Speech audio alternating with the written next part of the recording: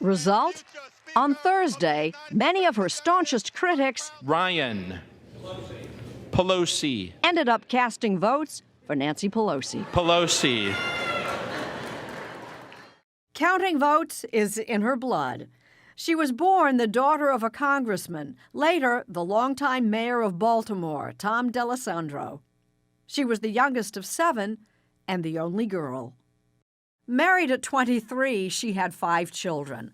While active in politics, she didn't begin a political career until age 47. My youngest daughter, Alexandra, was going into senior year, so I went to Alexandra and said, Alexandra, Mommy has a chance to run for Congress, but we have one more year at home, so I'm hesitant to do that. If you don't think I should go, I won't, and I'm happy with that decision. And she said, Mother, get a life. What teenage girl wouldn't want her mother out of the house 3 nights a week? Well, I had never heard the expression, get a life, but then I did. Here is the very straight line from the center of the Capitol, Washington Monument, Lincoln. 3 decades later, she once again has the top job in Congress and the best view in Washington, a Capitol on edge. Will the next Congress be remembered for impeachment, or will they be remembered for something else? We will talk about what we talked about in the campaign, for the people. Lower health care costs by reducing the cost of prescription drugs and preserving a pre-existing condition benefit, building bigger paychecks by building the infrastructure of America. So not impeachment is not high on your agenda. That would be depending on what comes forth from the special counsel's office. If and when the time comes for impeachment, it will have to be something that has such a crescendo in a bipartisan way. I just want to start off by congratulating Nancy Pelosi on being elected Speaker of the House. On Thursday, the president had some kind words for Pelosi. And I think it's actually going to work out. I think it'll be a little bit different than a lot of people are thinking.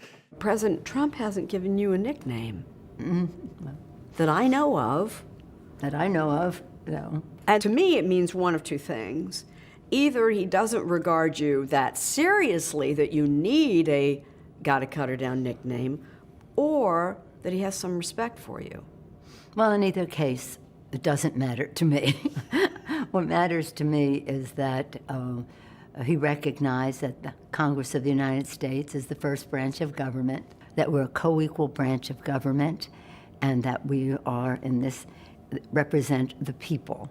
And that when we go to the table to speak with him, we're respectful of the branch that he represents, the office of the president, and we want him to be respectful of the branch of government we represent, co-equal. So you have to remind him of that periodically. No, I don't know. We'll see. We shall see. It isn't so much about him. It's about the office that he holds, the presidency of the United States. Sometimes I think I respect the office he holds more than he does. As the first woman elected Speaker of the House, Nancy Pelosi's place in history was already secure. But her defining role in history may lie ahead. If Hillary Clinton had won and Affordable Care Act would be safe, I would have been happy to go home. I have options. You would have retired? Yeah. Well, I don't know if I would retire. I would have gone home. Yeah, I mean, I see my role as more of a mission than job tenure.